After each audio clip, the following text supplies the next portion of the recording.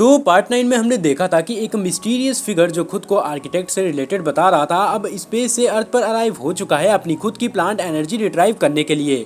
तो चलिए देखते हैं कि ये नया कैरेक्टर कौन है और उसका जालमा से क्या कनेक्शन है। तो सीन शिफ्ट होता है कैप्सूल कॉर्पोरेशन में, जहां अलार्म बज उठता है जैसे ही क्रिएटर लोकेशन अपना कंफर्म करता है और गोकू और वेजेटा सबसे पहले रिएक्ट करते हैं अपनी फिंगर से स्नैप करते हुए इंस्टेंट ट्रांसफॉर्मेशन यूज करने के लिए। गोकू कहता है मैं पहले जाता हूँ और देखता हूँ कि वो कौन है।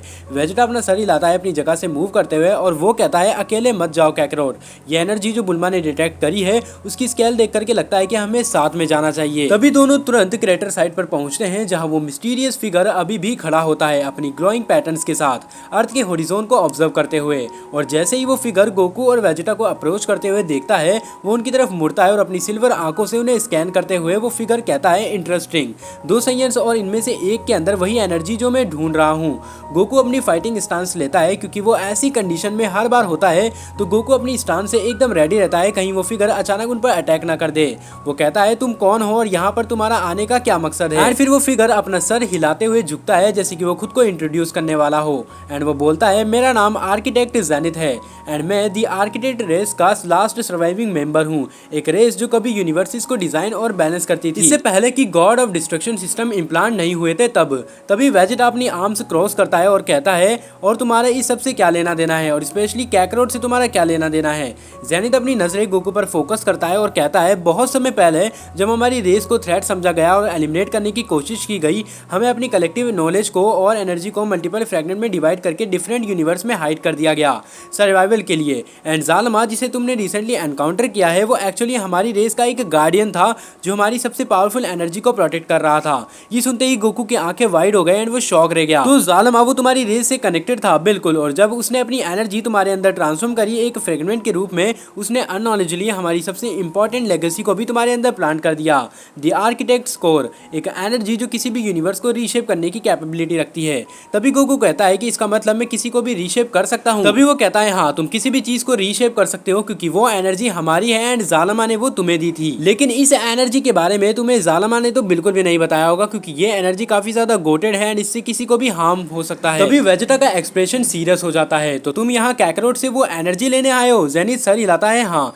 लेकिन सिर्फ इसलिए क्योंकि मैं अपनी रेस को वापस रीस्टोर करना चाहता हूँ। हमारी नॉलेज, हमारी हिस्ट्री, सब कुछ उस कोर में प्रिजर्व्ड है। अगर मैं उसे रिट्राइव कर सकता हूँ तो मैं दी आर्किटेक्ट्स को वापस ला सकता हूँ, उन्हें नए पर्पस के साथ यूनिवर्स को प्रोटेक्ट करने के लिए, डिस्ट्रॉय करने के लिए नहीं जैसा कि पहले एलिगेशंस थे वैसे तो बिल्कुल भी नहीं। तभी गोकू अपनी बॉडी थोड़ी रिलैक्स करता है लेकिन अभी भी वो अलर्ट मोड में ही रहता है।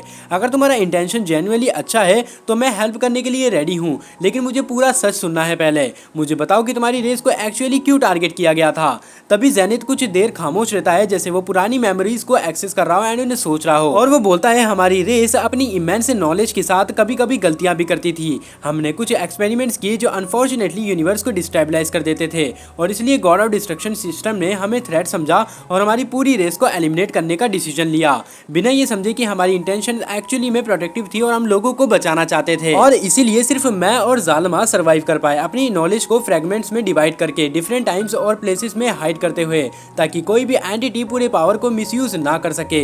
ये स्टोरी सुनकर गोकू का दिल थोड़ा सॉफ्ट हो जाता है। उसके अंदर हमेशा से एक इंस्टिंक्ट रहता है जो रॉन्गली जज बीइंग्स को हेल्प करने के लिए तैयार रहता है।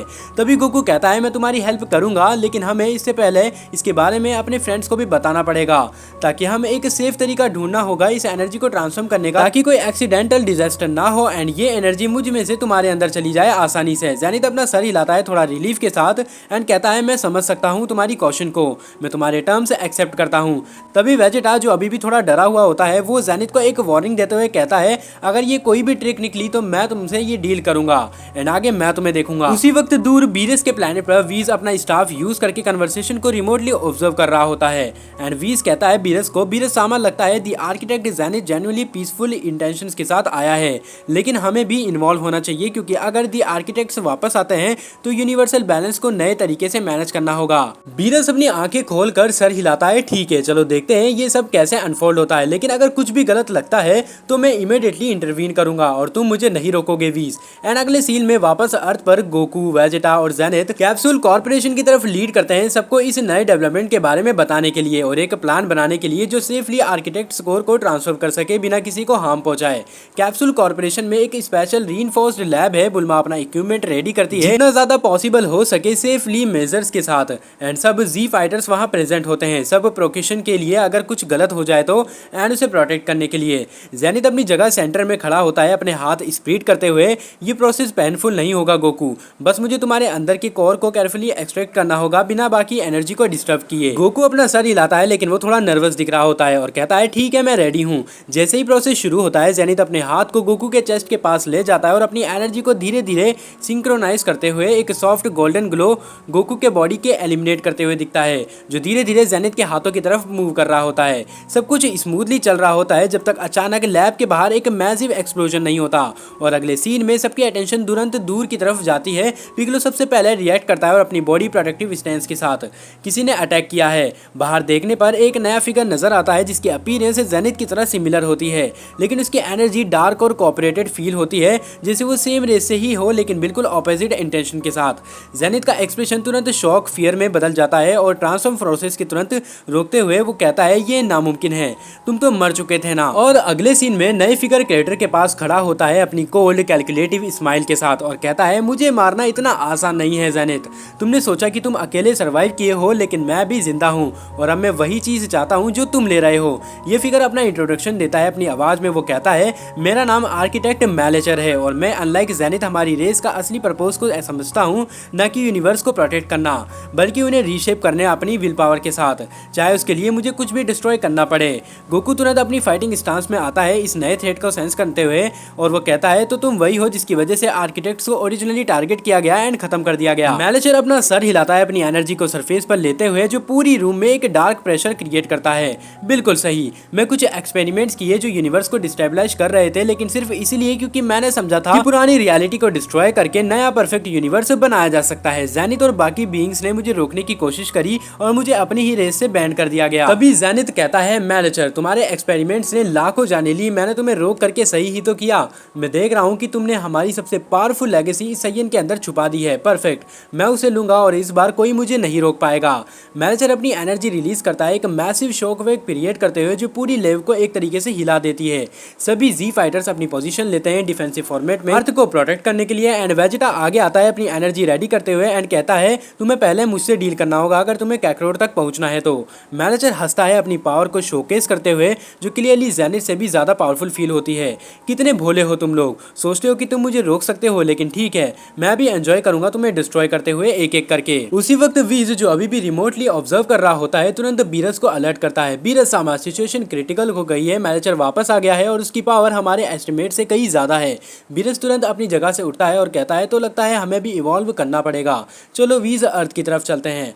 एंड उधर वापस लैब में मैनेजर अपना पहला अटैक लॉन्च करता है सीधा गोकू की तरफ, ये जानते हुए कि अगर वो कोर वापस ले सकता है डायरेक्टली तो उसे किसी और से लड़ने की जरूरत ही नहीं पड़ेगी।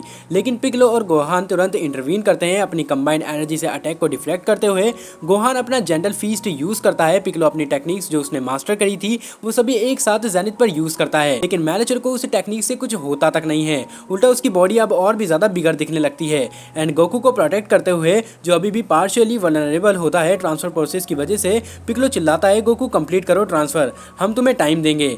जेनिथ तुरंत अपना फोकस वापस गोकू पर लाता है प्रोसेस को जल्दी कंप्लीट करने की कोशिश करते हुए लेकिन उसके हाथ कांप रहे होते हैं डर की वजह से। वो गोकू को सॉरी कहता है मैंने सोचा नहीं था कि मैनेजर वापस आ जाएगा एंड ये सब कुछ करेगा, ये सब मेरी ही गलती है। तभी गोकू अपनी बॉडी के अंदर वीकनेस फील करते हुए भी अपनी टिपिकल डिटर्मिनेशन के साथ बोलता है जेनिथ को अभी अपोलोजाइज करने का टाइम नहीं है जेनिथ, बस प्रोसेस कंप्लीट करो, हम बाकी सब हैंडल कर लेंगे क्योंकि अगर मैनेजर ने वापस ये एनर्जी खुद के अंदर ट्रांसफॉर्म कर ली तो ये एनर्जी लेकर ना जाने कितने लोगों को मार देगा एंड इससे अर्थ को बहुत ज्यादा नुकसान होगा।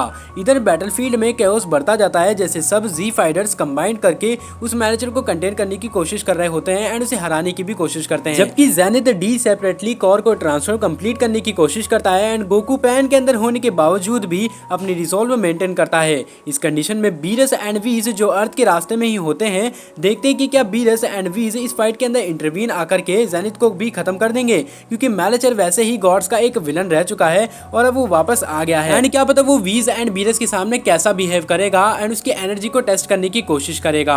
अब देखना यही रहेगा कि क्या मैनेजर सच में कुछ क्रेजी कर देगा या फिर जेनिथ जल्द ही गोकू से अपनी रिट्रीव एनर्जी लेकर के एक नया आर्किटेक्ट फोर्स बनाएगा।